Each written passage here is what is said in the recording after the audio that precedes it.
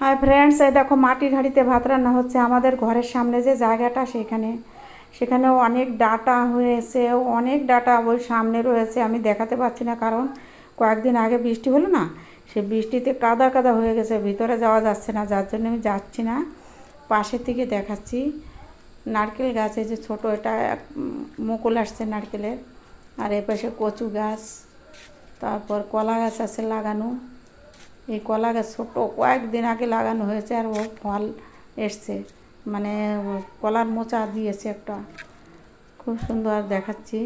এপাশে দেখো পুঁই শাক, বৃষ্টি হওয়ার কারণে পুঁই শাকগুলো একদম কাদায় ভর্তি হয়ে গেছে। এই সমস্ত যে দেখা যাচ্ছে না সব পেঁপের বীজ দেওয়াতে এত চারা হয়েছে বলার মতো না।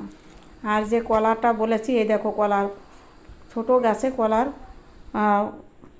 ফুল দেখা যাচ্ছে। আর এই যে আর অন্য একটা গাছ, এই গাছটায় এই যে বড় কলা হয়ে গেছে।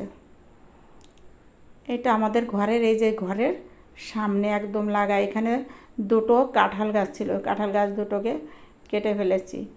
আমি এইখানে ডাল বসিয়ে কড়াই গরম করতে পটল ভাজার জন্য রেখে আমি ওখানে দেখতে গেছিলাম। কুকুর ঢোকে, গরু ঢোকে, দেখতে গিয়ে তোমাদের সঙ্গে ভিডিওটা করলাম, একটু দেখালাম সামনের জায়গাটা।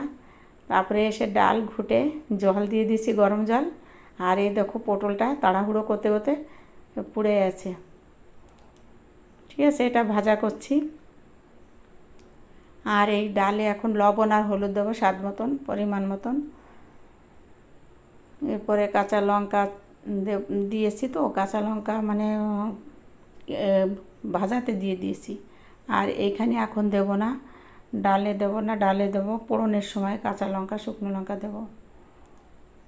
আমি পোড়নের জন্য এই যে শুকনো লঙ্কা দিলাম। এবার কাঁচা লঙ্কা একটু বেশি করে দেবো, ঝাল ঝাল করে। আমি একটু বেশি ঝাল দেই, তোমরা দেখেছো আমি অনেকই ঝাল দিই, আমি ঝালটা বেশি খাই, ভালো লাগে।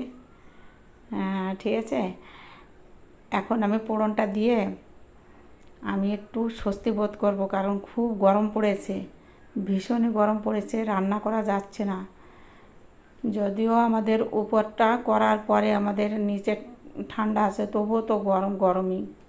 ঠিক আছে, আমার ডাল হয়ে গেছে রান্না, ব্যাস ঢেকে